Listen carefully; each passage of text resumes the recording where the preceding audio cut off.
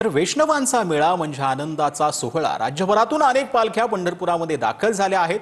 भक्तांना आता आपल्या लाडक्या विठू माऊलींच्या भेटीची ओढ आणि आस लागली आहे। वारीमध्ये तुम्ही होतायत, पंढरपूरमध्ये आहेत, विठ्ठलाचं दर्शन घेण्यासाठी या ठिकाणी उपस्थित आहेत। काय म्हणत सध्या भावनात काय वाटतंय? गेले 15 वर्ष आम्ही वारी करतोय। आम्ही एक यंग जनरेशन आहे।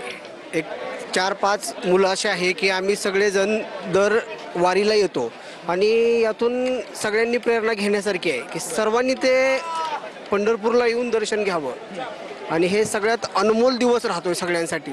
आम्ही गेले 15 वर्ष झालं वारी करतोय। आमचे सगळे मित्र कंपनी आहेत, हे सगळे माऊली फिरत आहेत। अतिशय चांगल्या प्रकारे मन प्रसन्न होतं इथं आल्यावर।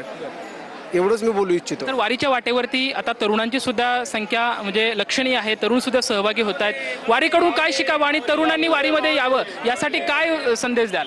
तरुणांनी वारीमध्ये येण्यासाठी अध्यात्मकाची सुरुवात त्यांनी करावी आणि अध्यात्मक यापासूनच होऊ शकते की त्यांनी तरुणांनी प्रचंड बहुमत जास्त संख्येने यात सामील व्हावं आणि सामील झाल्यानंतर त्यांचं मन चेंज होऊ शकेल, एवढंच मी बोलू इच्छितो। आणि सर्व तरुणांनी अतिशय चांगल्या प्रकारे याच्यामध्ये सहभागी होऊन वारी अतिशय चांगल्या प्रकारे साजरी करावी। वर्षातून एकदाच वारी असते।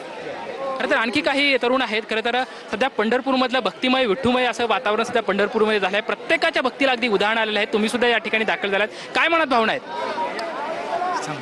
म्हणजे शब्दामध्ये वर्णन करू शकत नाही अशी त्यांची भावना आहेत। खरं तर छान वाटतं इथं आल्यावर, मन पूर्ण प्रसन्न होते।